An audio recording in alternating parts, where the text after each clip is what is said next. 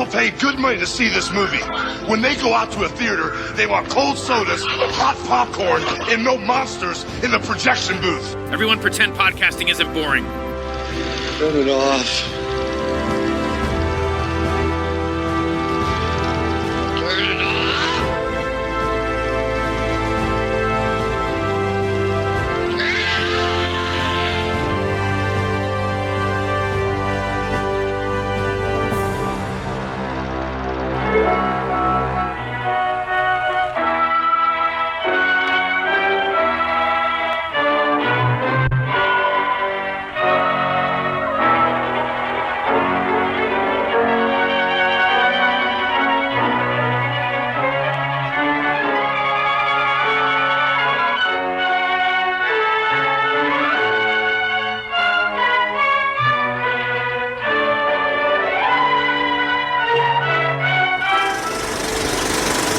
Welcome to the Projection Booth. I'm your host, Mike White. Joining me once again is Mr. Rob St. Mary.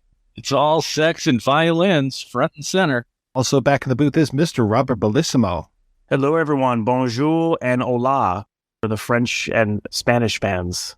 We conclude French month with Luis Bunuel's 1930 film L'Âge d'Or. Released in the wake of the sound revolution, the film straddles the line between silence and sound, presenting a series of stories that represent the 5 prismatic segments of a scorpion's tail. We will be spoiling each of these as we go along, so if you haven't seen L'Âge d'Or, turn off the podcast and come back after you have. We will still be here. So, Rob, when did you first see the movie, and what did you think, sir? My entry into Bunuel was probably Discreet Charm, and as I said on the Discreet Charm episode, and I've talked about Bunuel before, when I first saw I didn't understand it. It was in my late teens. It didn't connect with me at all. When I went back a few years later and we rewatched it, and then became obviously one of my favorite films of all time, if not the number one, it then led me down the path to try and watch everything that I could get my hands on. Working at Thomas Video was good because I could get VHS at the time, which was mostly what you had to get. So I think I may have seen this originally on a VHS tape. It wasn't a very good dub. I think subtitles were garbage. It drags at parts, and I don't think that I really appreciated it the first time I saw it because I was expecting something more in line with the later work. Not that his stuff is narratively heavy at times, but at least had something that felt more together. Chien Andalou has these images that stick in your head. There's some in here that stick in your head for different reasons. Like I said, I just thought it was okay. It was only in later years that I went back and looked at it and said, Chien Andalou gives you sort of visual hints, the later work. This gives you a lot of thematic. This is the proto version. This is the Stooges to punk rock or something. Go listen to that stuff, and then you can understand where it comes from. So it's only grown in years, but it's not one that I watch on the regular. It's one I probably see maybe once every 5 years or more. And Robert, how about yourself? I'm new with Bunuel. Part of the appeal for doing this episode on your show, Mike, was just because he's a director I've been meaning to get to.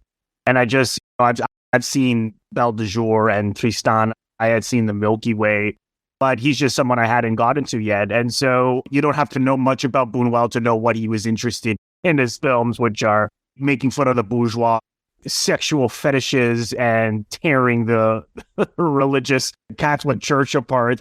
And so you certainly see that in this film, but I knew it was going to be a tough watch. I just had an instinct, so I thought I'm going to have to watch this a few times. So what you do with any great artist, you go back time and time again. But when I first saw it just maybe a month ago or so, my initial feeling was this is fucking crazy, but in a good way.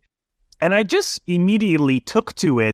I just let it hit me, and I could clearly see those themes we mentioned and what he was getting at. And when I watched it again about a week ago, I was able to then appreciate it much more. And it's a film that I feel invites you to participate in having your own takes and opinions and possibilities. And those things may change with each viewing. But It's a challenging watch, but at the same time is very funny. And his audacity and boldness and just not caring what anyone thinks or worried about anyone criticizing him. That's ultimately, from what I read, him and Dali wanted. They wants to shock people, wants to wake people up, they showed up at the movie theaters with rocks in their pockets just because they thought that was for their short film. There might be some protests, so let's make sure we're armed. But I don't know. I just took to it. I just really loved it. I just really felt I could feel what he was getting to. And I know some people hate things that don't make sense on a narrative level. But if you're trying to make sense out of this and some kind of traditional story, you're going to be lost. You're going to hate it. You can't watch it that way. But I don't know. I just loved it. So I'm looking forward to just really diving in with the two of you to see really what we think of what's going on here. Now, I can't remember if I said this during our Discreet Charm episode or not, but the first Bunuel film that I watched was Un Chien Andalou, and I watched it, this interesting colorized version that they had for MTV. It would show it as like a break, which was weird because the movie's 20-some minutes long, and then I saw the original, and I was like, this is pretty much the movie that I saw. But my first exposure to him was seeing this and not really knowing what I was looking at. And was starting off with the cloud across the moon and the eyeball getting sliced. That was all right there on MTV for me to enjoy throughout the years. And occasionally there would be a shot where it was somebody looking at the camera and then the background would blow out in this animation thing. So it was actually very well done the way that they did this. And then the constant music going through the entire thing. So that was my first exposure to Bunuel, even not really connecting that this was a director of many things and that something I needed to look out for. Probably 91, I was in David's Books up in Ann Arbor, and I found a book of the script of L'Âge d'Or. And I remember reading on the back how it talked about this movie caused riots. And I was just like, how could a movie cause riots? I just didn't understand. That was my first idea, my first concept that a movie could have that much power that it would cause riots. I still didn't watch the movie. It took until 2019 when I went to the Nitrate Film Festival out in Rochester, where they actually showed a nitrate print of L'Âge d'Or. And they didn't have, it was the original French, so they didn't have subtitles burned onto it, and they didn't do overtitles or anything. It was actually one of the organizers of the festival, our friend Jared Case, who's been on the show several times, him with a microphone reading the translation as we were going through. So like the title cards, the dialogue, any of that, he's up there reading this as the movie's going along. Very unique experience for me. And seeing this beautiful print from, can't remember if it was from the actual Cinematheque or where it was from, but it was gorgeous to see. And as soon as I saw it, I was just like, I have to do an episode on this. So that it's been in the backlog for a while as far as, okay, yeah, we're going to get to this. And then when I was like putting together this year and there were all these French films, I'm like, okay, cool, finally going to do L'Âge d'Or. This will be great.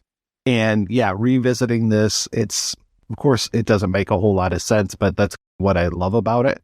And then, like you were saying, Rob, this is that almost like a Rosetta Stone as far as translating these obsessions and things from the early days all the way up until his later films. It's funny because last week we talked about Rules of the Game, and there's Gaston Modot in there as the gamekeeper. I forgot that he was also in Children of Paradise, which we talked about 2 weeks ago. So he's shot through this entire month pretty much. So him as the man back in this 1930 film, because there are no real character names, so it's basically like your roles. He's terrific, and just he makes me want to see more films with him in it because he's just wonderful, especially how angry he gets through this whole thing, and especially when he kicks that dog. It's probably one of my favorite things. That was the thing I put in my notes. I go, yeah, I'm sure PETA loves this film. Oh, God. Between the dog and the scorpions and the rat and the cow. The blind man. They don't care if humans get hurt. It's just the animals. He has such a great look. He looks like a football player, like an athlete or a hockey player. You just don't see those kinds of faces anymore. He's really compelling. This and Rules of the Game. I'm going to have to seek out more of his performances. Yeah, I forgot he's in Pepe the Moco, which I've been wanting to do a rewatch of that. So, yeah, I'm probably going to be having a guest on Mado Film Festival over here at some point. But he doesn't even show up in the movie until we have two of these sequences where we've got this nature documentary about scorpions and talking about scorpions. And of course, it's one of those, even though I was saying jokingly, this movie doesn't make sense, there are reasons for all of this. I feel like there are reasons for every single thing that we see on screen. And so starting it off with the scorpions, I'm just like, okay, what do scorpions represent? And is it Scorpio? Are we talking about this? Are we talking about, just what are we thinking about these scorpions in this nature documentary all about scorpions? And how do we see that playing through the rest of this film, other than the idea of the 5 segments of the tail with the venom sac? We've got a very venomous ending to this film. The whole thing with scorpions, to me, plays into, when you learn about Bunuel's biography, he was I may say, word versus bug. So, entomologist, people who study bugs. So, he had an obsession with bugs. I think if he hadn't become a filmmaker, he probably would have become a scientist that studied bugs. Because there's a lot in his biography where he talks about collecting samples and collecting bugs. And so I think there's some of that. But I would also say that kind of delicateness with the venom, it could stand in for humanity in some way. That it's like he's saying, look at this thing, it can be very destructive. A lot of the things that run through the film is this question of appearances and how do we make appearances within society and what society expects of us, and how far will society go to force us into these positions? The most obvious being, the most over the top being the literal sex on the beach. So we should talk about that a bit. Like I say, the first time when you see it, you're like, okay, nature documentary, and then it's never brought up again. So you have to think of, what is it signifying?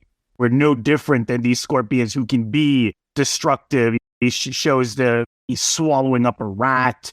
I love that he shows one of them that doesn't like this. They don't like the sun. They like to be isolated and they like to be alone. And then one of them goes under a rock and the other one is trying to follow. And you see it just obviously was getting pushed, aggressively kicked back.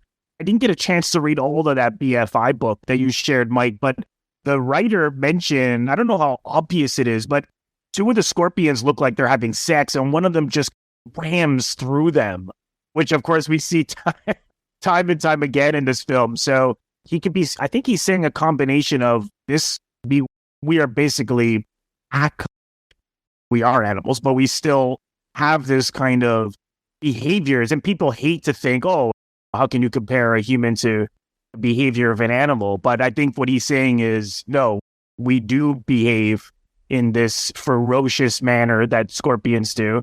Or perhaps it's a warning in the sense that if you keep oppressing people, we're going to go back to the Neanderthal times and it's just going to be total destruction. So I really saw it as a simple metaphor, what he was getting at there.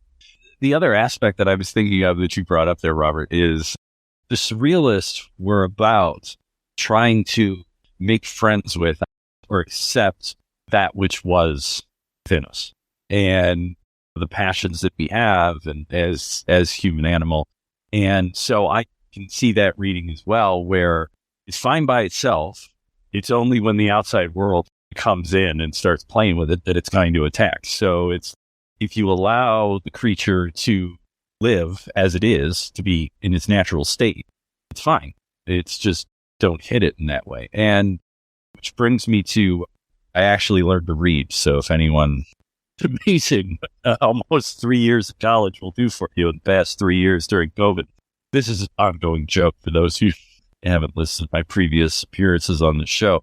Mike would always read the books. I didn't ever have time to read the books, so I'm a notoriously slow reader. I want to thank Al Goro, who sent it to me many years ago. This is a book from the late 70s, Virginia Higginbottom. And I think that, to me, when I read analysis here, she said that basically a Chien Andalou was a personal vision of erotic obsession and anxiety, while Lajdour went on to indict social institutions and beliefs that repress the individual's spontaneity. That's the difference between those two early films and how one builds on the other. And I think this is maybe to the point, even in those early frames, talking about those scorpions, pressing the spontaneity. Yeah, from what I've read, scorpions are symbols of protection, transformation, independence, solitude, and intelligence, but they're also the symbol of death and rebirth, a symbol of power, and also lust, sex, and fertility. In the commentary, the commentator talks about how scorpions are more the symbol of genitals and the anus. And I'm just like, okay, that's got Dali written all over them, which is wonderful. Dali didn't really have that much to do with this one, according to what you read. Sometimes people say, yes, he had a ton to do with this, and other times, no, he didn't. There's this whole falling out between Bunuel and Dali at some point, and I guess he didn't like Gala. Bunuel didn't like Gala at all and was just like, get this lady out of here. I want nothing to do with you. Maybe just a little jealous, I don't know, but it's not as in your face with some of the Ali stuff, even though when we move on to the next segment, we've got all of these, consider them bandits, I suppose. There's this whole crutch thing. There's at least one that has a crutch, and I'm just like, okay, because you see those like crutches inside of Dali's paintings a lot, like holding up different things. So I was seeing that as being a Dali touch to that.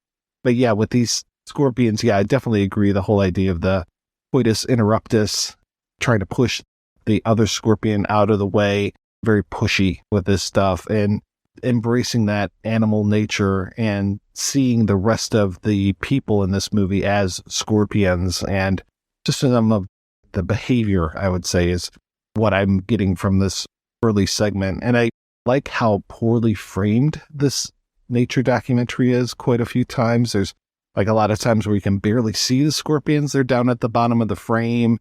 And then you get this like very dry, not necessarily David Attenborough, but these intertitles in here.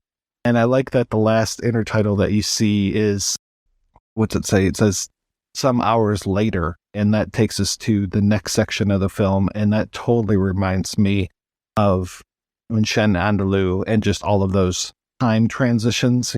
Last week on Sunday, in the spring, just all of those different transitions that he has. And he does that a few times in this one as well, where you're just like, wait, how much time has passed? Because when we move on to that next section where it's all taking place at the shore, you have one of the bandits coming across this group of, I guess they're bishops, these religious figures, and they're all chanting on the soundtrack, and he leaves. And then in the subsequent sequence, we see them and they're all skeletons. And you're just like, wait, how much time has passed here?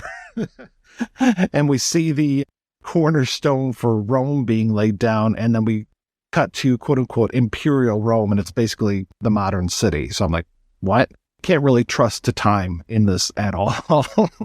I think it's partly a joke, and then partly just to say, here were these beggars, and we see these few religious people begin to come, and then they clearly took over the land, and then we see these boatloads of bourgeois and the religious figures coming and finding the bones there. So I think ultimately that is really what he wants you to take from it. So I think the time thing was just a way to mess with you. Even in the short film, it's 16 years earlier, and then it's no one looks any different.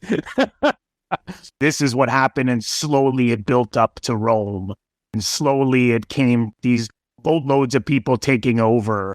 I guess that's what he was getting at with the time. That was the thing that I liked in some of the readings, was talking about how the censors originally just thought it was a big joke. They couldn't understand why anyone would be of that kind of ridiculousness that you're talking about. Yeah, that whole thing with this group of beggars, bandits, hunters. I'm calling them bandits because they look like beggars. They all have guns. So I'm like, okay, maybe they're out robbing people, or maybe they're just hunting. I don't know, but they are all holed up. They look like they're starving too. They're like on their deathbed. So yeah, they're terrible hunters. Yes, they don't have a lot to choose from in this very desolate shoreline that they're on. Maybe they're members of PETA, like I said, though. They seem to be accepting their fates because they're like, oh, we know it's over for us, but we're going to go anyway. So it was almost like they were going to fight it out. And then I don't know if you guys saw, I could have swore that when the boatload of people came and they found their bones. You see the hats of the religious figures. I could have swore one of the hats that the beggar who found the bodies, he just like this big farmer's hat. So I don't know if he's getting at that there was some fight that broke out and they all died right there together. But I don't know if you guys picked up on that. It looked to me like what that guy's hat was with all of those bishops there. There's so much detail at times that you have to watch it several times to get certain things. And if you have like attention problems, you may have to rewind it, watch the scene again to figure out what the hell you just saw. Because you move from one segment to another a lot of times without any warning. It's just, okay, we're off to this new thing. Yeah, we're bored. Time to move on to the next thing. Which I think is why it's so important. I won't say his name. A fellow movie YouTuber that I know, he reviewed it and hated it because it doesn't make sense. And I'm like, again, do your dreams make sense? I don't know about you guys, but I have vivid dreams and they make no sense. And you can take something from it. But I think it's much more valuable to just look at what do the people do and what does that say about the story? What is actual? Forget about traditional narrative. I don't understand why people get so hung up on that. There was a great meme. I think it was like just 2 or 3 images of Godard. And I don't know if this was from an actual interview that was translated or not. I can't say where it was. But it was something like Godard saying, if you're married and you don't like the same movies, you're bound to get divorced. So talking about my ex-wife, I was a Bunuel fan, and she was like, I have enough ambiguity in my life. I don't want it in my art. So this was a lady who liked to watch, and no offense to anyone who enjoys it, just marathons of like cold case files and homicide life on the streets and Law and Order. So she wanted very structured work. She couldn't get her head into it. She was just like, no, I can't. She's like, I don't mind watching a foreign film, but Jesus, don't make me watch another Bunuel film. You could tell that our relationship hit the end at that point. Robert, you mentioned that BFI book, the Paul Hammond one. And I have to say, I haven't been doing a lot of drugs lately, but my God, I felt like I was high when I was reading his book. I was just having such a hard time understanding what he was saying a lot of times because he would flip from talk about the movie and then he would flip to the making of the movie and then go back into the movie. And there was no real, again, talking about transitions, there was no transition between, I'm like, oh, now we're talking about the movie again. Okay. Now we're talking about the making of again. All right. But it just all flowed from one to the other. And there were so many parentheticals where I was just like, what are you doing here? What are you trying to talk about here? I was so confused. He wrote it like a Bunuel film, baby. I think that's what you were going to say, Rob. I go, so it appears the book structure was inspired by the film. Yeah. Yeah. Yeah. Those are all, I don't know if you've read a lot of those BFI. I find them all a little hard to read. They're not easy to read. I've read some good ones, but they're extremely intellectual. I've gone back and reread passages, got my dictionary handy. They're definitely very dense, but I've read some good ones. But yeah, this one in particular was very challenging. The one thing I liked that he did was he would go through some of the actors and talk about who they were. Like I recognize Max Ernst as the bandit leader inside of the little hunting lodge hideaway type thing that he's doing. And I think he's the one that has the first line of the film where he just yells at the rest of them to stop it. That's cool. But then Hammond would go through a lot of the other actors in the film and tell you, oh, it was this person was this and this person was that, and give you like a little bit of a biography of each surrealist that was showing up in the film, which I thought was pretty cool. But then again, I'm just like trying to make sense of it. We're already talking about a movie that doesn't hold together a lot narratively, but then the book itself has that weird structure where I'm just like, what the hell's happening? So I'm glad that I wasn't the only one that was a little confused by that one, to the point where I was looking for reviews to be like, is it just me? Am I just being dumb or what's happening? So It was partly why I put it down. I'm like, I'm just going to go watch it again and read other things on it. There's spoken dialogue in this. Kind of reminds me of Hitchcock. Like Hitchcock's first silent film was Blackmail, where he shot it silently and then he went back and he added sound bits to it. You already have him using like subjective sound. So when the murderess hears somebody talking about a knife. Like, she doesn't hear the rest of the conversation. She just hears the word knife over and over again as after she had stabbed this artist. And in this one, here we are. It's a few years after the sound revolution is starting, but we've got straight dialogue, people just talking. Okay. You've got unsourced sounds. So you have things that are on the soundtrack where you're just like, I'm not exactly sure where that's coming from. You have sound effects. Like when you see those bishops the first time, you hear them chanting, but you can't really make out what they're saying necessarily. You've got thought conversations later on in the film where people are just thinking things and we're supposed to think that the other person can almost hear them. And then you even have, at one point, there's a telephone conversation and it just sounds like cartoon voices and they are not matched up to mouths whatsoever. And it just is, what am I seeing? But I love that he's playing with sound so much in his first sound film that he's just doing all of these different things with it. And that was the first time when I watched this movie in Rochester, I was just like, am I supposed to be hearing something? Was this added later on? You know, what was the life cycle of this movie? Was it all silent at first, but then they added sound? It's really tough to tell, but I think that he was just like, okay, I've got this new tool. I'm just going to mess around with it as much as possible. The thing that's interesting here about that use of sound is when you think about the fact that it's not only his first sound film, but it's my understanding it's like one of the first sound film out of France. And at the same time, also consider the use of sound experimentation outside of a theater context. There really wasn't a lot because radio had only started less than 10 years before. And a lot of that was just live music and live read. So you didn't have a ton of special sound effects and different things like that. They were just starting to get into those kind of radio play dramas and things like that would come later into the 30s. When we watch it now as a modern audience, if we don't understand that historically, yes, it's the same as watching, I don't know, maybe like Passion of Joan of Arc and going, oh, they deal close-ups. But you have to understand it in context of the time, as opposed to now where it's shit, close-ups all day long, like TikTok. So what? So it's one of those things where you have to have a historical understanding in order to get something. It's funny because I didn't find nothing in the sound was throwing me unless maybe I've seen enough older films that it doesn't necessarily pop out as being unusual. I did the fact that he was using music was very happy, which I love, which was such an interesting, that Hitchcock that sometimes as well. Sometimes his music was very direct, but the image didn't necessarily always match the music he was using. But again, is that to mess with people?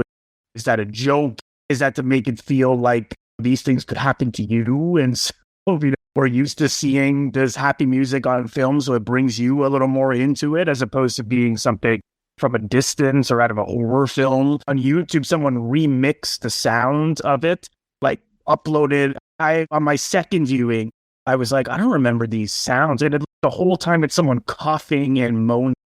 And I was like, this is really interesting. I don't even remember this. And then in the I was like, I don't think this is it. And then in the comments, someone said, who the hell remixed? You can find it on YouTube. It's bizarre, but it's really good. Like, I would not recommend anyone do that to anyone, touch anyone's movies. But in this case, it was bizarre. It was really unique. Because there's a couple of things in there, as someone who worked in radio for a long time, that I'm just like, this stuff is not, like, sound effects were not trying to be seamless in a way. They were not trying to be naturalist. They were not mixed at a particular level in order to make them seem normal, quote unquote, to bring you into a realism. A lot of them were heightened. A lot of them were, you could tell that they were not from that scene. They were from somewhere else. And that way, the use of the music, as you were saying, could be early form of musical commentary. Like we often think about Kenneth Anger or Martin Scorsese using ironic music. I can't think of anyone who was doing ironic music in 1930 film. Like it was, that would take another 30 years. But there's all that in there. And I think that's a really interesting thing, like we say, for an early sound show. I did find her scream and they were having sex on on the beach there. At first I thought, oh, someone's screaming. Like it sounded like someone was being hit or killed. And then I'm like, I'm like, is he raping her? Like, are they having sex? I'm like, is he hitting her? I don't know if that was intentional because it's not like an obvious sex sound. It sounds, or maybe that's because of the oppression that it's like coming out in screams and pleasure at the same time. That to me was a little jarring. When you think about one of the big influences, and this is later in the film, that influence really shows up, was Marquis de Sade. So the idea of, on the surrealists, they discovered de Sade and just thought he was great and a kind of liberator type. So when you're talking about, okay, maybe there's like this violent, screaming sexuality that might not be too far removed from that idea within the surrealists in that period. One thing that I picked up on the first time I watched this and I thought it was in there a lot more, but it's only a few mentions, but they're in enough sections that I thought it was interesting, is the bandits at one point, they say the Majorcans are here. And then we've got references to Majorca throughout a lot of this movie. And that was one thing that I was glad that Hammond talked about, was this, treaty that was signed in Majorca. And that's maybe this is commentary on that. Because Majorca, I mean, it's just this tiny little island out there right off the coast of Spain. Well, probably not right off the coast, but off the coast of Spain.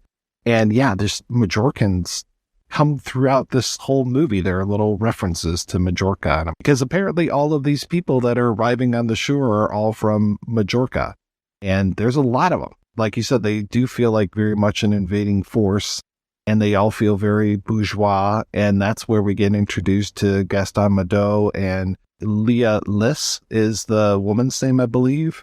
All of these people are walking across these kind of barren landscapes by the shore, see the bishops, their skeletons, they give them a salute, and off they go. I guess they're there to dedicate this kind of cornerstone to ancient It's our land now. And that's where we meet the man and the woman, and them in the mud having sex. And you mentioned that scream that we have that even presages us seeing them. People around them having to pull them apart and take them away. She gets taken away first. He's there in the mud. And then they finally get him up, and these two men just march him off.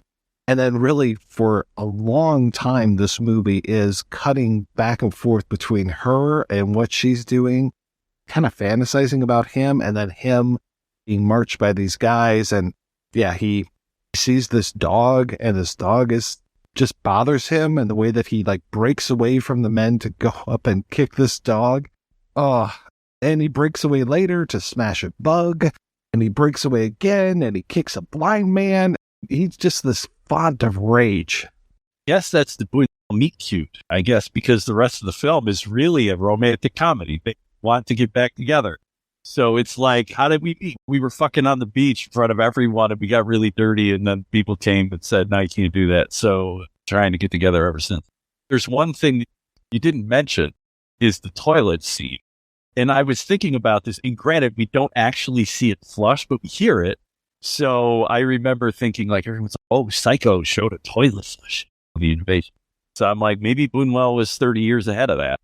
You hear the toilet flush, and he's cutting to, it looks either like mud or shit just spiraling down. And I saw that as the inner life of how they were both feeling. It's like, you're just making our life shit and crap and flushing it right down the toilet. And what I like about the fact that, again, how he's playing with time is, it's okay, so the Bajorcans came, it took over, and then we see this couple there having sex on the beach, and it's just like this feeling of this happened right away.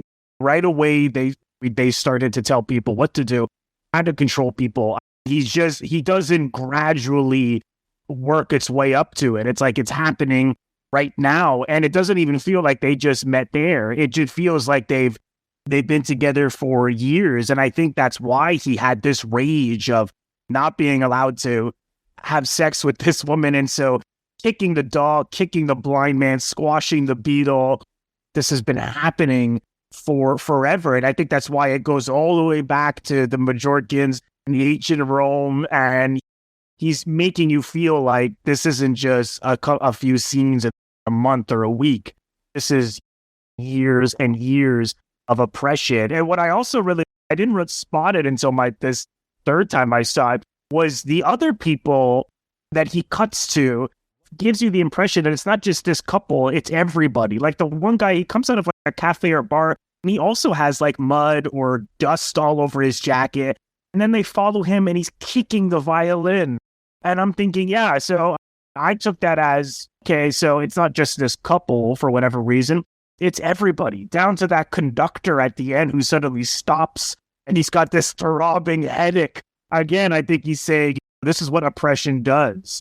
It's like people can't get on with their lives. It's like what you said, Rob, with the scorpions. If you stop them from their natural state of being and spontaneity, they're gonna bite. They're gonna get aggressive.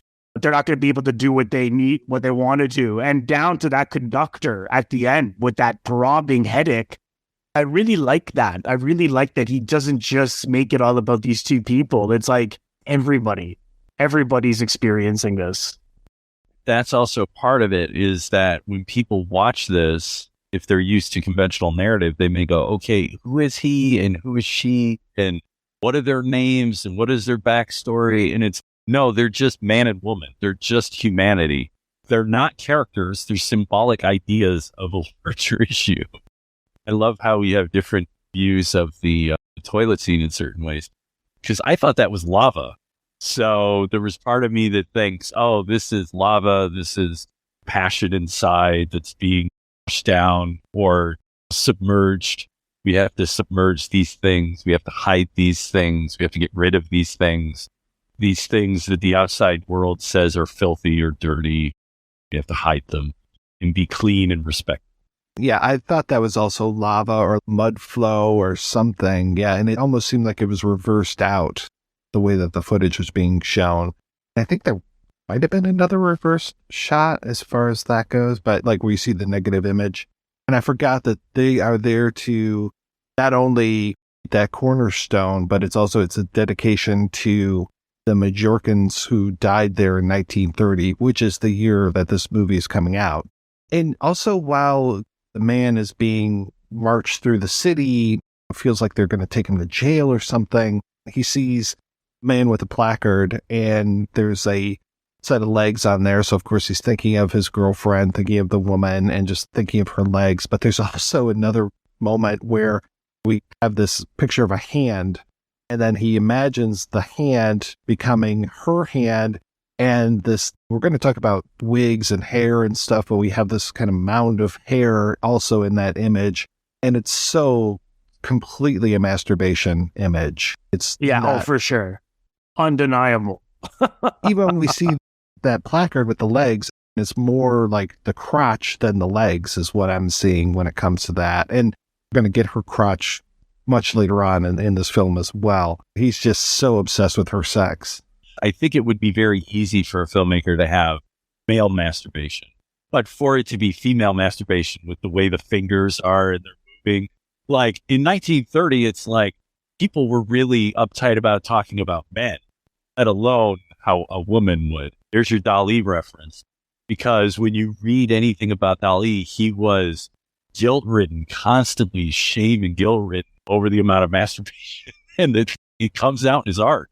Like, it's all over the place in his work. So I've like, okay, that's definitely a Dali influence, all the masturbatory stuff. She's planning this party that we see later at this chateau. If you notice, I didn't spot this till the third time, but she has a bandage on her finger. And I think it's her sister. I think that was her sister. And who says, oh, how's your, I think she asks like, oh, your finger or whatever. She's like, oh yeah, it's been like this for a week or so. And I was like, okay, if he has her finger bandaged, there's got to be a reason. So I took that as this. She's been He's been forced to only masturbated. She's been masturbating so much that she injured herself. I was like, that must have been what he was getting at. I just thought that is hilarious. That's one other thing that I liked about that Hammond book was that he could translate the French and also talk about how words in French have different meanings. Those French have a different word for everything, but just like the word bandaged, also refers to like sexual stuff. So when her mother says bandaged, she just asks that rather than says anything else, just that one word. And, oh yes, it's been sore for a week, says the woman. Bandage has this different context over there. And there's a few other times where he would point out things that would have double, sometimes triple entendres and almost always related to sex. So it's us having different quote unquote code words for sex as we talk about things. And the French are the same when it comes to this word could also mean this, and this one could mean this. A Cleveland steamer could be a hot dog, or it could be something completely different. It was also interesting there because you don't even have to think about this too much, but in terms of the time, we talked about, okay, cutting back and forth between time and messing with us, but the guy gets hauled off of her and arrested, and she, you assume, goes home. It seems as if more time has passed with her. She's in different wardrobe. She's planning this party. Again, the bandage. Whereas with him, it's like the next shot is what we just saw. So it's for him, it's like the next half an hour. It seems like for her, it's like the next week at least. So why he did that, I don't know. But I like it. Again, it's the surrealist nature of it all. But this thing with time, I want to go see it again just to see if there was be something I'm missing about that. There's the one intertitle that says sometimes on Sundays, and then we have this, looks like a tidal wave or something. All these buildings are collapsing, and they show that a few times, and it's just, okay, sometimes on Sundays this happens. Sundays, which of course people go to church, which must have been intentional. It's like destruction of the society, knock down some buildings. Why not? Once they pull him off the beach, I always got this feeling that they were like going to take him to jail or something. Because there's the two guys, he's handcuffed, he's walking between them, and he never ends up there. He ends up actually freed of them at one point. So there's part of me that goes, maybe it's just the idea that he's saying there is that we hold each other together. Like we've, in a way, kind of force each other into this position where we're trying to get these needs met. We're interested in these other things that we were talking about. He has these images of the posters coming to life and things like that. It's like, that's where we go if we weren't held in literal bondage in handcuffs by those who are around us. Well, and that amazing thing that he's doing again with sound, like at one point the woman goes into her bedroom and there's a cow on the bed, and the cow gets off and you don't see the cow anymore, but you hear the cowbell. But then you cut back to the man and you hear the cowbell over the soundtrack, or he's there walking and there's a barking dog, which probably makes him very angry because he'd probably want to kick that dog. And then you cut back to her and you hear the dog on her soundtrack, or then it's very windy where he's at. And then you cut back to her and her hair is blowing in the breeze as if she is experiencing the same wind. It's like they are so tied together that they even experience the same sounds from one to another. It's almost like this huge psychic connection that they have. Those sound elements didn't pop out to me as much.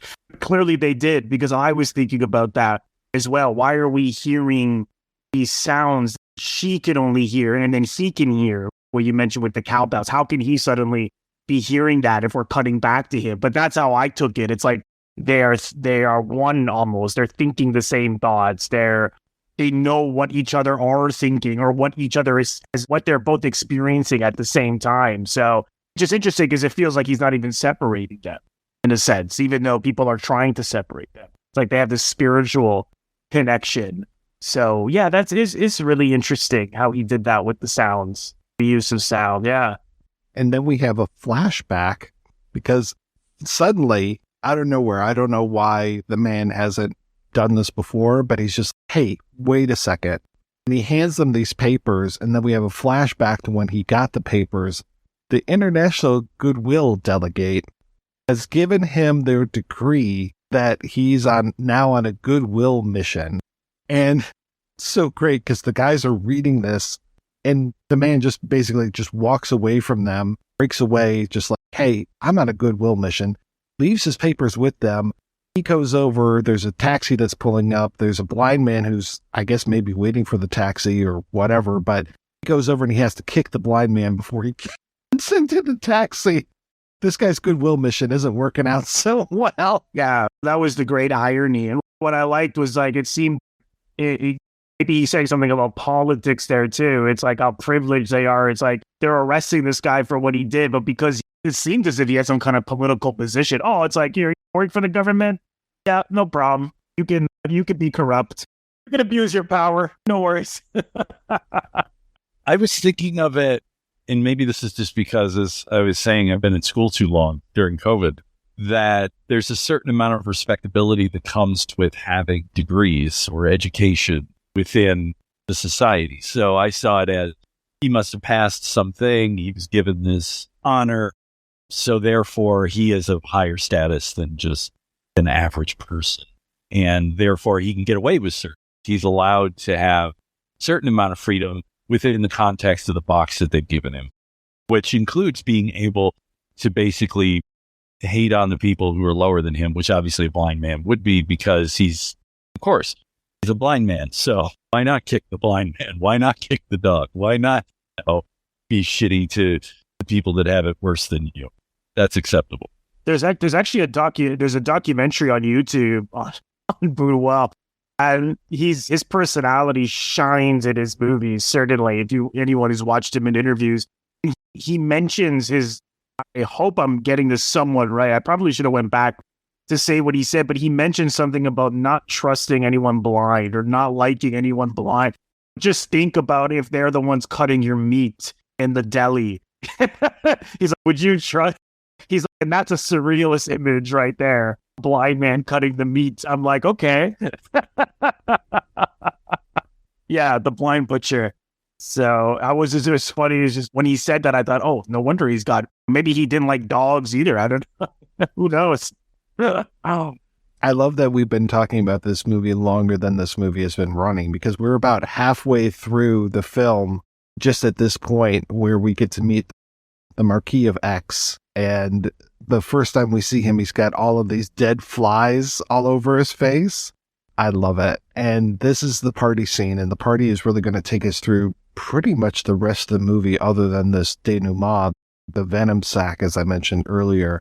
But this whole thing of this big party, you've got this car pulling up and these guys coming out, and there's this, I just described it as a symbol. I wasn't exactly sure what this thing was that they take out of the car. The people get out, they put the symbol back in the back seat of the car. I think it was a reliquary, which a reliquary looks like a cross that stands up, and it usually has like rays that come out of it. And in the center, there's usually a piece of flesh or clothing or something that is related to a saint. So this is part of Catholicism, in which reliquaries are these things that are given adoration. They are prayed to in that way. So that's what I saw that as. It may be something else, but that's what it looked like to me. Makes as much sense to me as anything else. And it did feel like it had a religious symbolism to it. And yeah, it felt like rays of the sun coming out from this thing. I wasn't sure if it was that or fell off the Ark of the Covenant or what it was. This is where the hunter actually finally gets a kill or something. I don't know. It's like somebody finally learns how to shoot the damn gun. I didn't connect that. Yeah. Oh, that's the best part. That's just this little shit-eating kid. There's a hunter outside. We cut to him. He's outside of the party, and there's this little kid that comes up, and this little kid's being a jokester and knocks this thing out of the guy's hand. The guy just fucking shoots him. More than that, he fucking shoots his corpse, which is fantastic. Oh my God. Again, I saw what I said with the man kicking the violin, right? It's like, here's another character who is maybe experiencing what the man and woman in this film are experiencing. And so every little thing that pisses them off is going to come out in a ferocious, violent manner. Kicking a dog, kicking a violin, and even shooting this poor kid. God. And you get those shots in here where we're in the ballroom and you've got these two guys drinking wine or whatever, driving their wagon through the middle of the ballroom, or the poor woman who comes out of the kitchen, looks like a maid, and she's smoking, and the fire, just shooting out of the kitchen. Oh, I love that. The fire.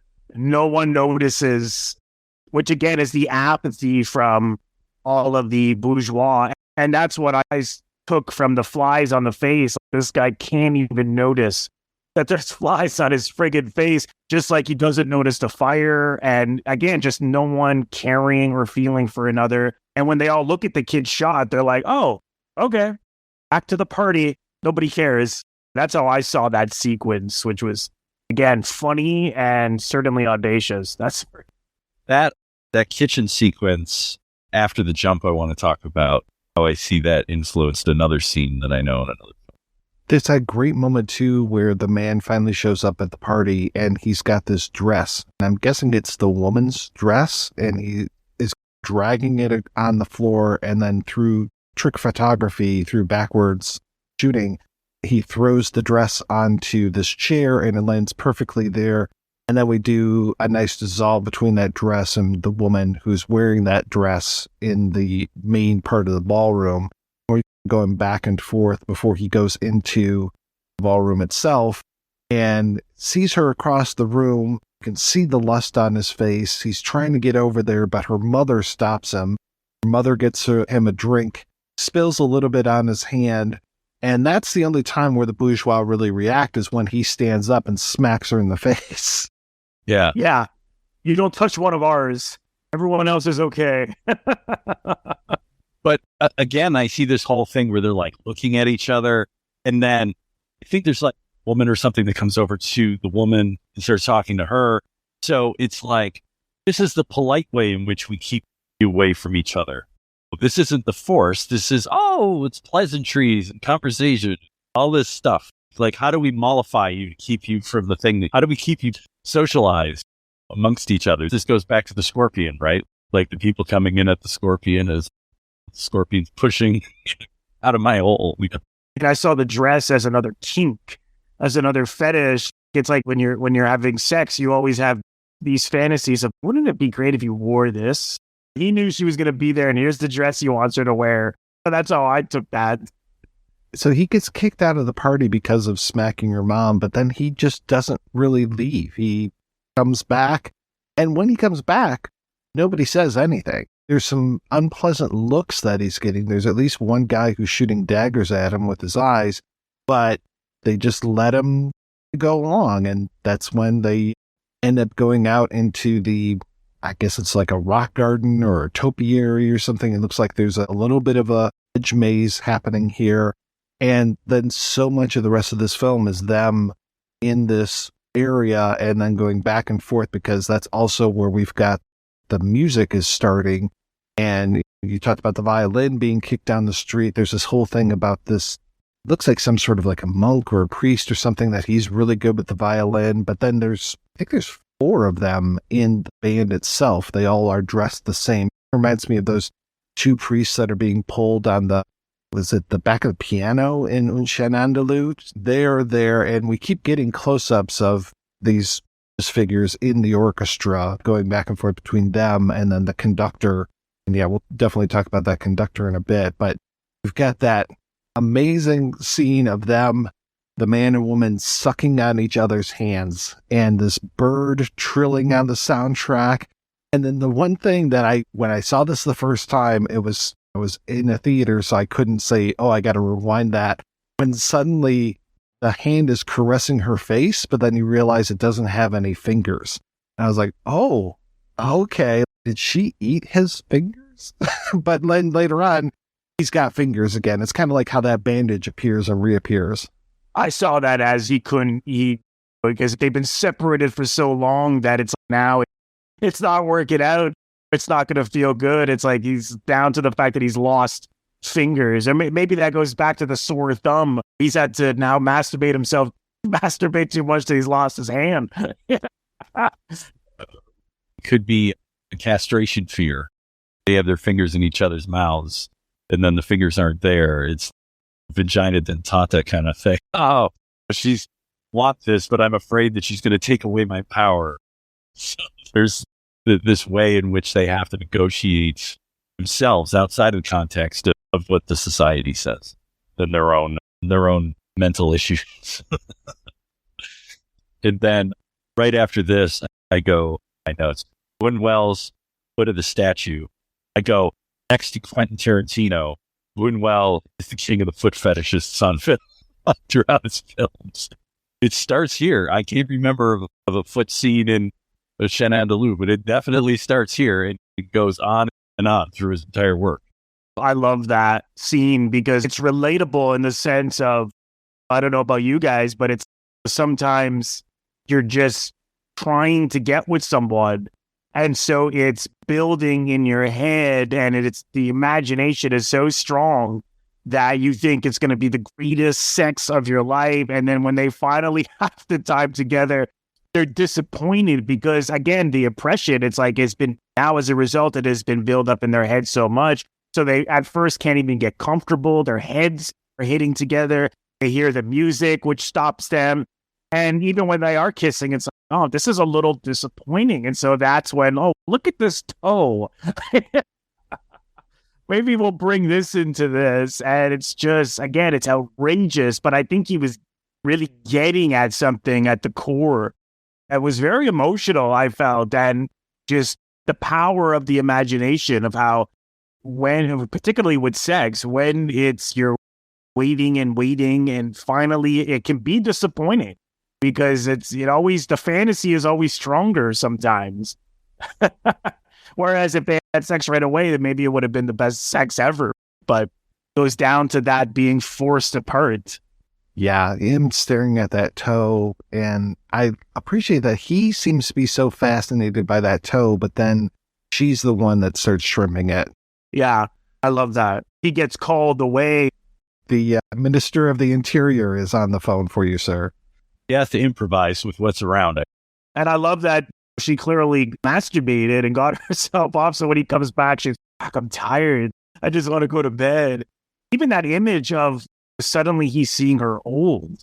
And it was just like his fear of, God, I'm never going to have this woman. We're going to be old by the time we can be together. He's hitting at something there just in terms of relationships. It's when you really want to be with someone, it's that fear that it's not going to happen or it won't happen under an ideal circumstance. And then before you know it, you're dead or you're at death's door. That was really a really powerful shot. Really memorable, I felt. That call from the Minister of Interior where you have just that. This is where I was talking about the cartoon voices, because it feels very much like these are just, and I know this is strange to say, they're not coming from the actors' mouths whatsoever. They just feel like they are really overdubbed on here. And you've got this voice like, you're entirely to blame. No child survived. And I'm just like, what is happening? And then we go to a black screen. We hear a gunshot and a thump. And then we see the minister and he's dead, but he's on the ceiling. He's not on the floor. Just, that's a great image. Yeah, I'm wrestling with that one. It reminded me of Exorcist 3 when I forget which character it was who's suddenly crawling on the ceiling. The fact that whatever the hell this guy's job was, that he couldn't focus on it to the point because that he was so focused on having sex with this woman that he wasn't allowed to sleep with, and now everything has just blown up and the world. I think he was getting at something that it's like, if again, like with the scorpion, if you take them away from their spontaneity, shit gets ferocious, right? And then things are gonna blow up, and to the point where he doesn't even care. He's like, I don't give a shit about those kids. You even see that when he hits her mother, she's like pleased by it, or she's like, oh wow, she takes pleasure from it.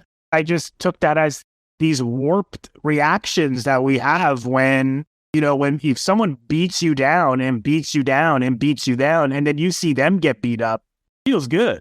And look, which is why she's like, even like with the kids getting killed, she has a line about it where she's, yeah, this is so great.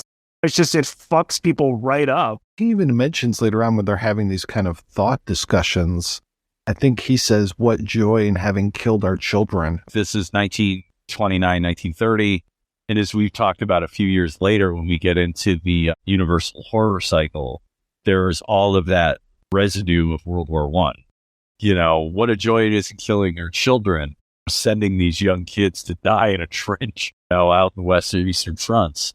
That wasn't too far removed from people's minds at that point. in the interwar, before the Second World War kicks off in another 10 years. Maybe that's what that comment is. It's just basically, we can't accept ourselves. We can't accept our nature. We repress it, and then we just destroy all the good things that we build, the buildings, the children, whatever. All of them talking to each other via their thoughts. We've got that amazing shot of him with all the blood on his face, and it looks like one of his eyes is really screwed up. And that's just a momentary thing before we go back to him looking the way that he did before. And this is right around the time where we've got the climax of the music going on, and then the conductor, like you said before, he just stops, and he holds his head like it was going to burst open or something, and just wanders off, and he wanders down that same path and wanders to where the couple is. And when the woman sees him, she's just like, oh, and just runs over to the conductor and starts French kissing this guy, making the man a little angry. But then he stands up, and this is a great comedy moment. He stands up and hits his head on a potted plant. So then he starts grabbing his head and wandering back. And I thought you would go up and start conducting the music again, because it just feels like they're switching places with the whole thing of the hands on the head and walking blindly down this path. That's why I felt he was another character who clearly was also experiencing this oppression, who can't then do what he wants to do or needs to do. These headaches come. And so when she kisses him, it's like medicine just for now, he's okay. But these headaches are going to probably come up again. And so it gets transferred over to, because he poses in the exact same way. He walks away with his hands on his head, and it's been now transferred over to him. And then it gets even worse as he goes home and rips the pillow apart, throws the friggin' one of the bishops out the window. I just again, it's just this destruction, and from one person to the next, it's just the violence being transferred over and over again. And I can see the conductor's position as he's another one who is not just oppressed by things, but he's also the manager of the culture. So I look at him and go, he's been given position of authority, but at the same time, he still has to play the music that they want. He's got to follow the score. There's a script that he has. So maybe at some point it just becomes, I'm battling between my position and myself, and that's why my head is the way it is. And that's why I had to go off, and I couldn't do this anymore. I was looking at conductor in classical music as being this representation of what high culture was supposed to be, what was expected as, so of course, if you're an educated person, if you're a elite person, bourgeois, of course you would love this stuff because it's considered the pinnacle of European music. You've got him going back to that room, tearing up that pillow, and there's I guess it's like a plow or something on the floor. He's getting angry at that before he starts to tear up the pillow, and then he goes, and after he's tearing up stuff, he decides that he's going to start throwing things out the window. You mentioned he throws the bishop out the window. He throws that plow out the window. We get that very obvious miniature shot where he throws a giraffe out the window. Looks like a flaming Christmas tree. Yeah, that starts it all off. Yeah. The whole thing with the giraffe, I'm just like, okay, that's totally Dali right there. He was obsessed with giraffes. His script for the Marx Brothers was called Giraffes on Horseback Salad.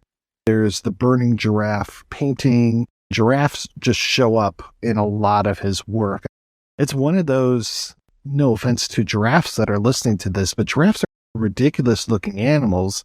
And I think he just really got off on just how crazy these things look. It's just almost like a surrealist animal.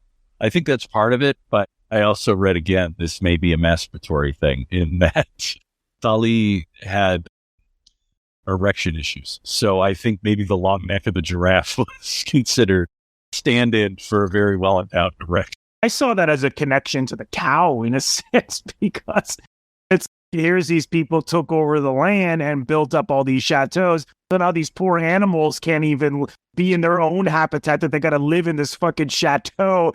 And we don't give a shit about these animals. Throw these giraffes out the window. I like that read as well. Yeah. I would have loved to have seen the producer on the day the cow had to be filmed. Guys, do we really need this? How are we going to get this cow in the room, on the bed, off the bed? That must have been could just see them fighting like, no, we must shoot this. And I'm glad they did because love it. I love that. Of all the images from this movie, the cow on the bed and the woman sucking on the toe, those are like the two things that I remember seeing for years before I ever saw the film. The woman sucking on the toe was on the front of that screenplay or book about L'Âge d'Or that I saw way back in 91, even before the BFI book came out. Mike, I know you said you saw this at a movie theater. Were people laughing? Or were they just, what the fuck? Or both? Everybody that was there was a film fan. So if not a film fanatic. And it was people driving from or flying from all over the world to come to this Nitrate Film Festival. We are there for these movies. And even my friend Jeff, who isn't into movies that much, but he goes with me to this Nitrate Festival, which I really love him for doing that. He was just absolutely fine with it. He was just like, yep, he's there for it. And yeah, no, what the hell was that when we left the theater, which was nice. And plus they do a little speech before they show any movies to put it into context as well. Go in, get the screen like they did in 1930. I would love to see this in a movie theater. I actually regret they showed it recently here in Toronto at a movie theater. I fucking wish I had went. I didn't realize how obviously any movie in a theater is going to be a much different, richer experience. But this particular, I feel like seeing this with people would be really valuable. And so hopefully, I'm sure it'll happen again. But I was curious what it was like to see it with an audience. Yeah, it was really good. Like I said, everybody was there for it. So it wasn't like some little old lady walked in from off the street and is just, what is this? And no one's yelling scandal or j'accuse or anything. There were no right-wing French extremists there to try to burn down the theater. The film is really in 3 parts, if we think about it. Is that what you think, Mike? I was saying 5. The assumption that this is told like a scorpion's tale is a good way to read it. And some of the parts are smaller than others, obviously. This party sequence is probably the longest sequence of the film, but then we get to that poison sack that we'll talk about in a second. But yeah, I figure 5, but I could see 3. I saw it 3, Scorpion, a couple, and then the last, like the Salo Jesus orgy. That's how I saw it. Yeah, I saw it more as 3. Yeah. We are right at the title card that talks about how the survivors are emerged and are returning to Paris. And there's a miniature of this castle up on the cliff.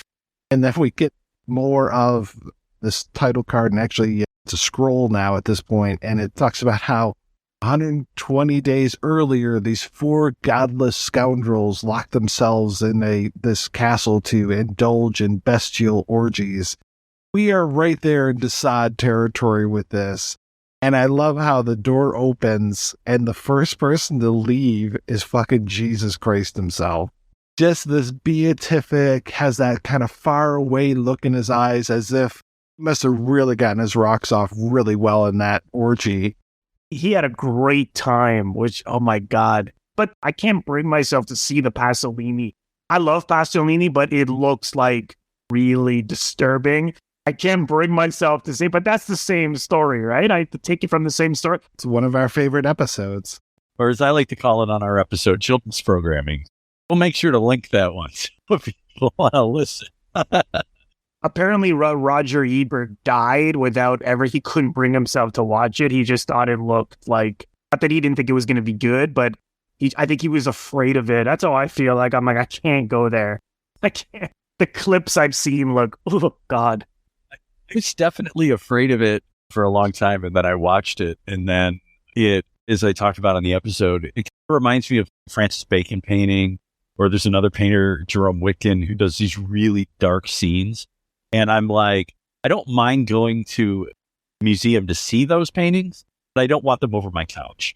That's basically it. I want to each and every so often. That's not every day. No. But the thing that's really funny about the 120 Days of Sodom, I actually read a large portion of it, is that it's so over the top, so ridiculous in terms of the stories that you can't help but to laugh at it. It's so ridiculous. Desaad's writing is just over the top in terms of his descriptions. Even though it's like horrific things, It's just done in such a way that it's such a burlesque that I don't think anyone can take it seriously. But in the hands of Pasolini, and what he was trying to do was to take that idea and say, this is fascism. This is the core of what it is. In here, I think what Bunuel is doing, because that's why I asked about the 3 segments, is, to me, with the scorpions, you could say, okay, that is about humanity or animal nature. This is about man and woman nature. And then this is about what happens when the aristocrats, the bourgeois, go too far, when they become so nihilistic that nothing matters anymore, literally nothing matters, that it becomes Desaad. Will be that. It will be this nihilism, is really what I always use of Desaad by both Bunuel and then also Pasolini. You're certainly onto something there. And down to like the last shot of the crucifix with the scalps. At first I was like, what the hell is that? Is that some fur? I was like, what is that? And then that's what people have said it is. I'm like, wow, women's scalps on a crucifix. Jesus Christ. Literally. So Jesus comes out, 3 libertines follow him from out of this chateau or castle, and then a survivor comes out, this poor girl who is just very worse for wear. So they have to take care of her, and other than it being one of the 3 other libertines, it's Jesus that goes back into the castle, quote unquote, takes care of her, comes out. He's missing his beard now, but he still has that same beatific look on his face. And then, we cut to that cross. And that cross, so you talked about how it's like women's scalps on there. I was also thinking of the hair we saw earlier with the masturbation sequence, Jesus's beard as well. I'm just like, okay, maybe that's up on this cross, but what an amazing way to end this movie, with this real middle finger of Jesus being one of these libertines. I even took it one further in that maybe Bunuel was saying, okay, it's one thing to be destroyed by a bunch of libertines. It's another thing to be destroyed or taken over by the church, which Jesus would represent. That's the final absolute assault on the individual. For him, being an atheist, thank God, as he would say, that is probably the worst thing, is not so much the violence done to you by man, but the violence done to you by the church. That's a level higher.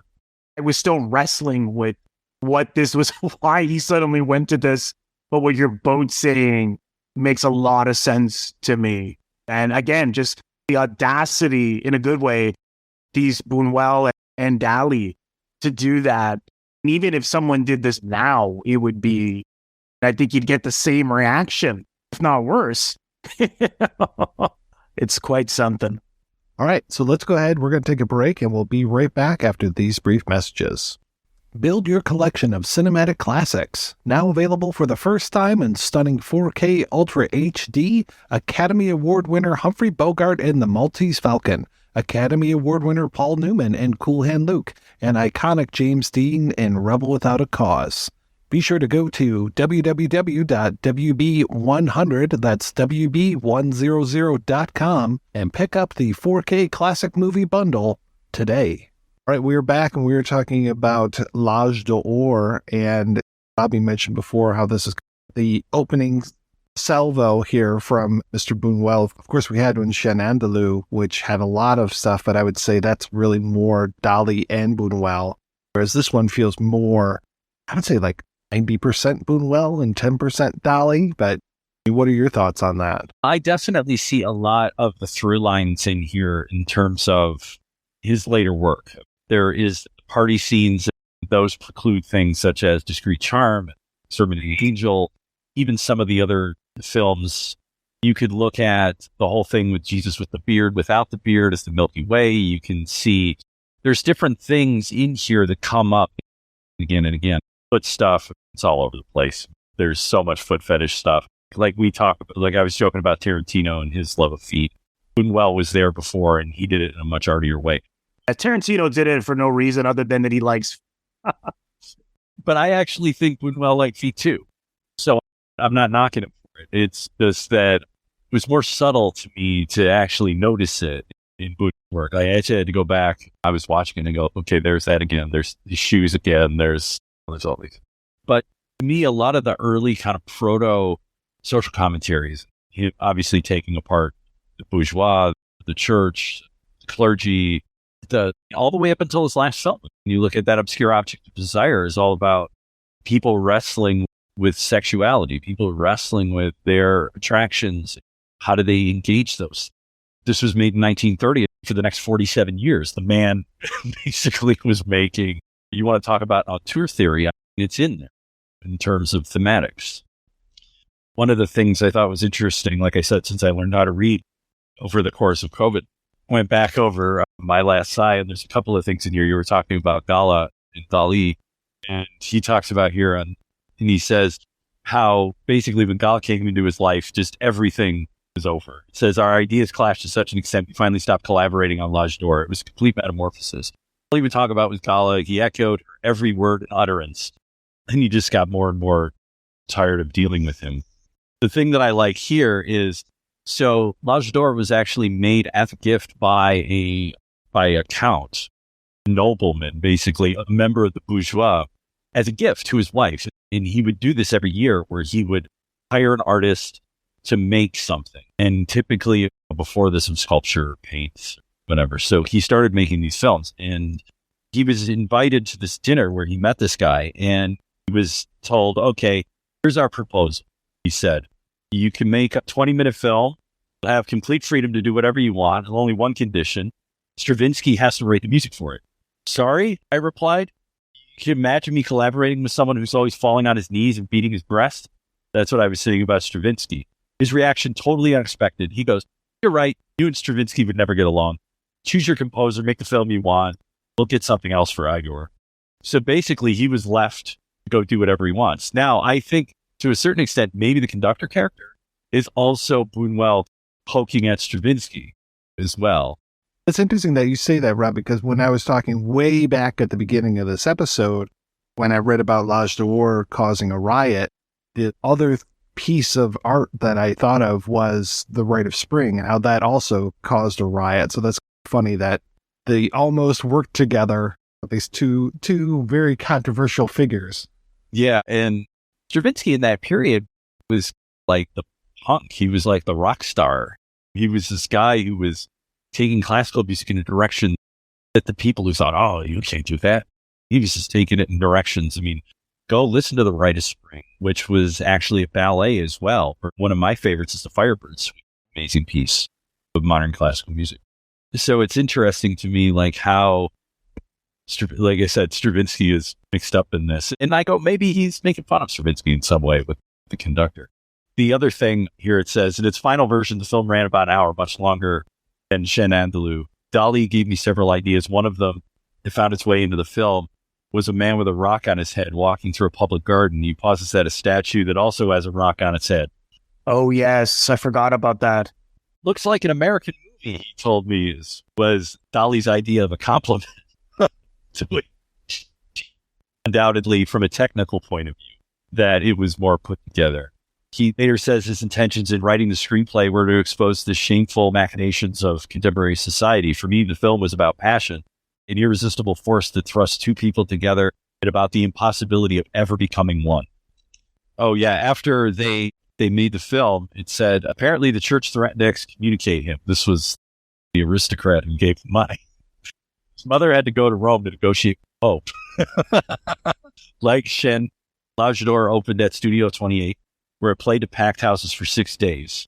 And then the right-wing press, however, attacked the theater in full battle dress, lacerating paintings of the surrealist exhibit in the foyer, smashing chairs, the annuals of Paris history. The episode was known as the L'Age d'Or scandal.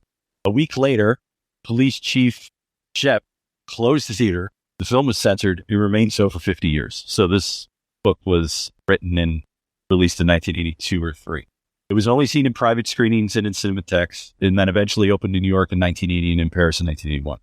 He said that he would go back and see this nobleman from time to time whenever he was in Paris. He said, he never blamed me for any of the trouble of the film. In fact, he was actually delighted the Surrealist received it so enthusiastically. I remember one of the parties in 1933 where all the artists were invited were told to do whatever they wanted, fearing trouble. Dali and another friend declined the invitation. So he was just saying that, just loved the fact that the guy who paid for it was like, could have got excommunicated from the church, and then really wasn't. He's like, it's fine.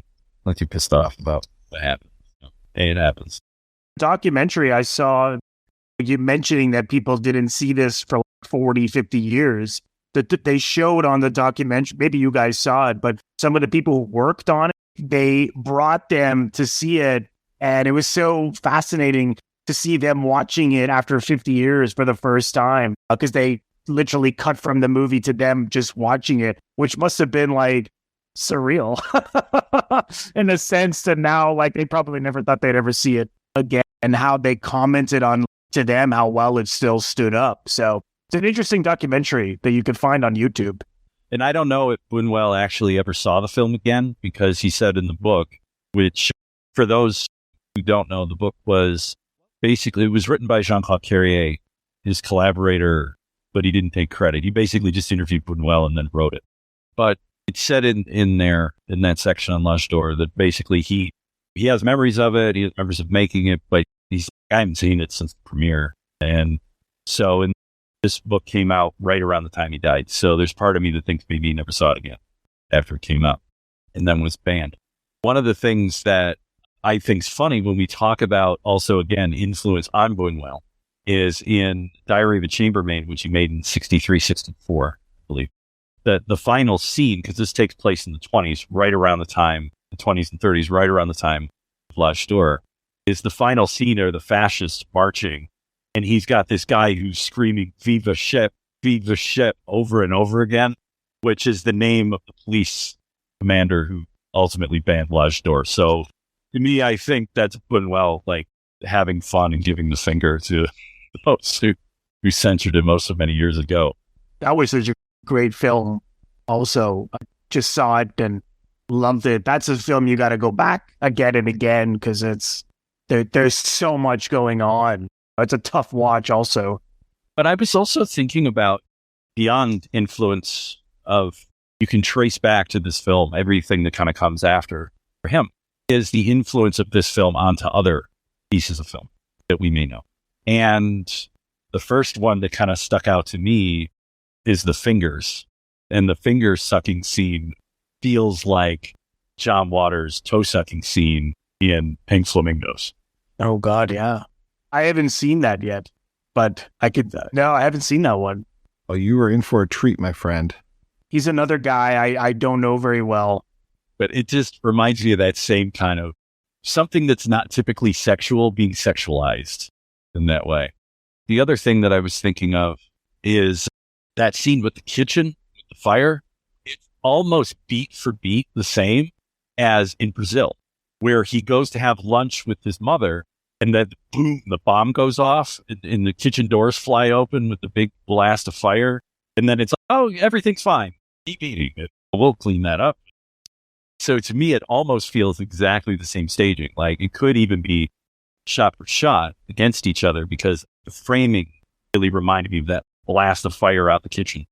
I feel like we are probably missing so much of the context of this movie from it being, 93 years old. How I talked about the whole Majorcan thing. Terry Jones, who did a whole thing, Canterbury Tales. And he said, Canterbury Tales are fucking hilarious. The problem is, most of us don't know what the hell the references are to these days. So it's not funny to us. They thought they were a scream.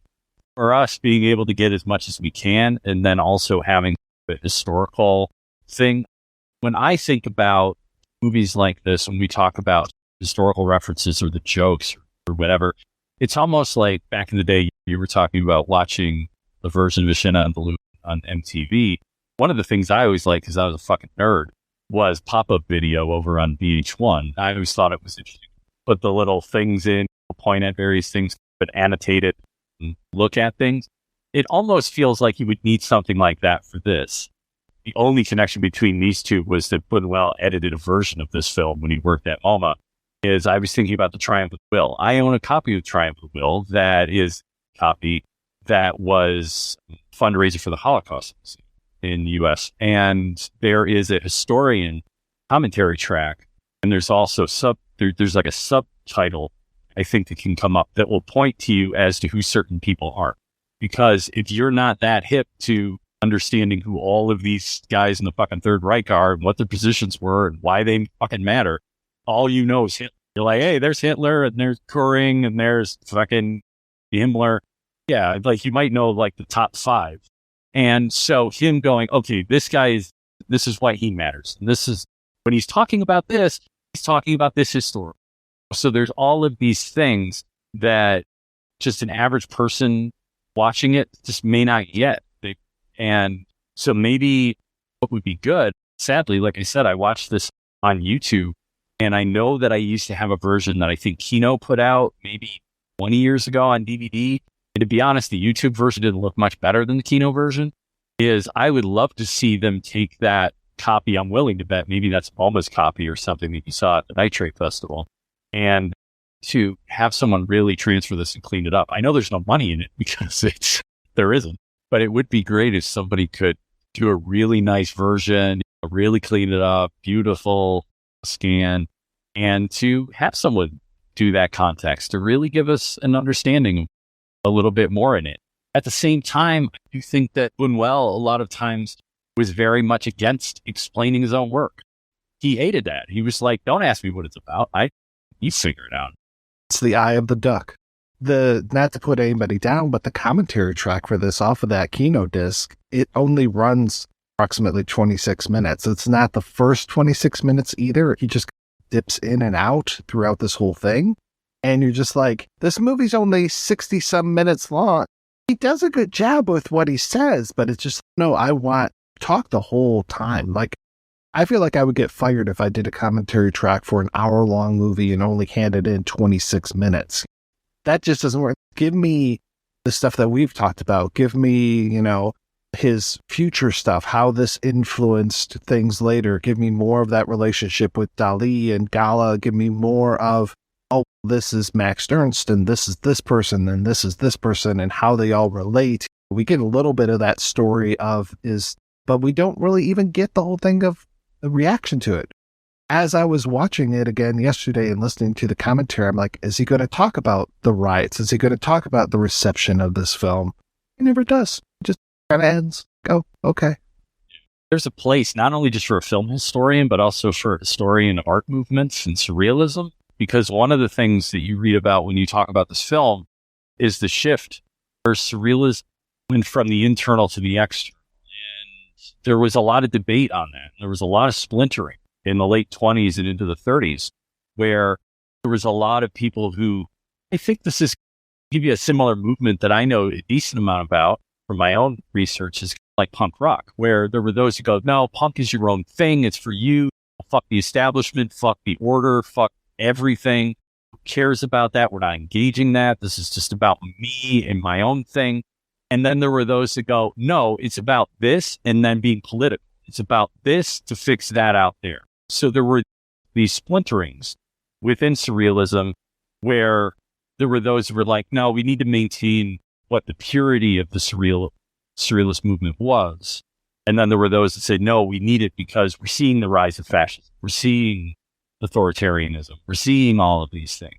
And that those comments on the rich and the powerful in the church and all of these things can be the way to wake people up so that we don't go down these horrible paths, which eventually they did, which eventually led to, if you read My Last Side, Bunuel talks about the death of Lorca. And Lorca, it was Lorca, Dali, and Bunuel who were all in school together. And Lorca was killed by the fascists in Spain when Franco came.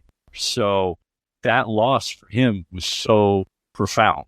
I don't think it plays into his work so much, but it definitely plays into his life in that he lost this great friend of his, who was an amazing poet and artist. And there's a lot of conjecture as to why he was killed. Was he killed just because he was an artist and a poet? Was he killed because he was gay? Was it some combination of the two? That's another aspect of when I read Bunuel's book that I go, for a guy who was so evolved and fuck you to the system, he still couldn't accept that Lorca was gay. It bothered him. So there was all of this in there too. So interesting. Like I say, I look at that movement and say, I don't think it obviously didn't keep Europe from becoming a fascist takeover, but I think it definitely poked the bear a bit and got some people to think and had an influence. he said something in this documentary I saw, which was interesting, was that he didn't care that he had artistic success. Like, he wanted his work and Dali and these people to change the world. And so he saw it as a failure. He could care less that people like the movies, which again is really interesting. Where we live in a world where people mostly, put myself in that, or care about succeeding in their own lives. And here's a guy who had this success, but it's like, he didn't care. It wasn't enough. He didn't have the value that he wanted, which was to change the world with these films. I was pretty impressed pretty admirable, I felt. All right, let's go ahead and take a break, and we'll play preview for next week's show. In my lifetime, I have recorded some 60 cases demonstrating the singular gift of my friend Sherlock Holmes. But there were other adventures which, for reasons of discretion, I have decided to withhold from the public until this much later date. They involve matters of a delicate and sometimes scandalous nature, as will shortly become apparent. Why did you bring her here? I found this in her hand. 221B Baker Street. Which one of you is Sherlock Holmes? Holmes, we've never had a case like this. We don't know who the woman is. We don't know what the problem is. Don't you find that challenging? Why? As you like to put it in your chronicles, the game is afoot. There's more to this case than meets the eye. It's come to my attention that you are interested in the whereabouts of a certain engineer. When I said drop this case, it was not merely a suggestion. Kiwi from Loch Ness. Holmes, I swear to you, I saw it as clear as anything. Watson, are you quiet, Sidney?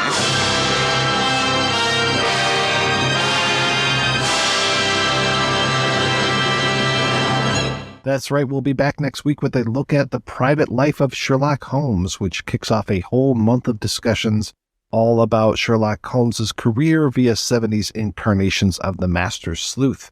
Till then, I want to thank my co-hosts Rob and Robert. So Rob, what is the latest with you, sir? I'm just finishing up my third degree in 3 years. Master's in Nonprofit Administration. It should be done in August. After that, I don't know. But it is my understanding that beyond this episode, you may be hearing me speak again about movies very soon on the show. And I always love coming on and hanging out with you, of course, Mike, and whoever you have as a guest co-host, which is great. So I think this is the first time I've been on with Robert, so it was a lot of fun. And Robert, how about yourself?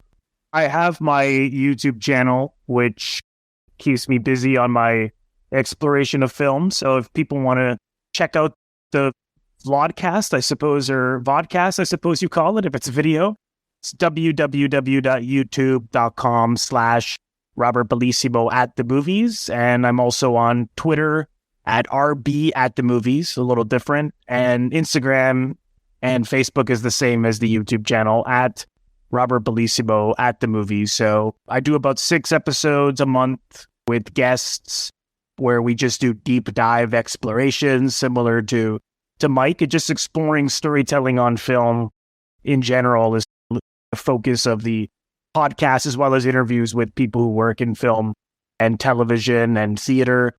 Yeah, so I'm also an actor, an acting teacher, and I teach virtually still, even in the post-pandemic world. So if you're looking for a class, you could go to my website, rbellissimo.ca. So this has been a treat. This has been great. Thanks so much, Mike, for having me on. And Mike, Rob, it was nice to meet you. I learned a lot and got to explore such a fantastic filmmaker. So thanks for having me. Thank you. And thanks everybody for listening. If you want to hear more of me shooting off my mouth, check out some of the other shows I work on. They're all available at weirdingwaymedia.com. Thanks especially to our Patreon community. If you want to join the community, visit patreon.com/projection booth. Every donation we get helps the projection booth take over the world.